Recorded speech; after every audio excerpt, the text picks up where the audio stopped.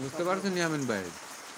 ও, সব রকম না ভাই, আসলে সব রকমের কন্টেন্ট ক্রিয়েট করলে এটা আসলে একটু ঝামেলা হয়ে যায়। ঝামেলাটা হচ্ছে কেমন আমি বলি, আপনি কিসে কাজ করেন, ফেসবুকে না ইউটিউবে? ফেসবুকে যদি কাজ করে থাকেন তাহলে আপনাকে বলবো যে আপনি যে কোনো এক ধরনের ভিডিও ক্রিয়েট করবেন।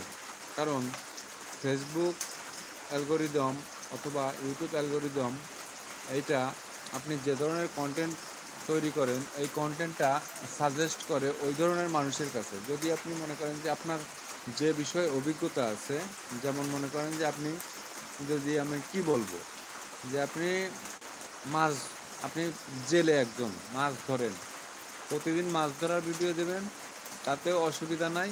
ওই মাছ ধরার ভিডিও যারা দেখে তাদের কাছে নিয়েই আপনার ভিডিও সাজেস্ট করবে।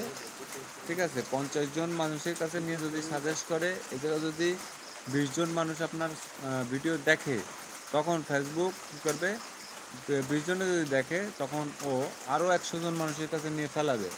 কারণ তখন বুঝবে যে না, এই ভিডিও মানুষ দেখতেছে। আর ভিডিওর আসলে ওই যে কোয়ালিটি বলে, তারপরে অমুক ক্যামেরা লাগবে তমুক ক্যামেরা লাগবে না, এটা আসলে কোনো বিষয় না। বিষয়টা হচ্ছে আপনি যে বিষয়বস্তুর উপরে ভিডিও তৈরি করবেন, এই বিষয়টা মূল আকর্ষণীয় থাকতে হবে।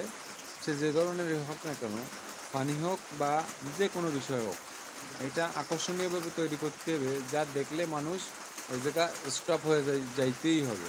ঠিক আছে?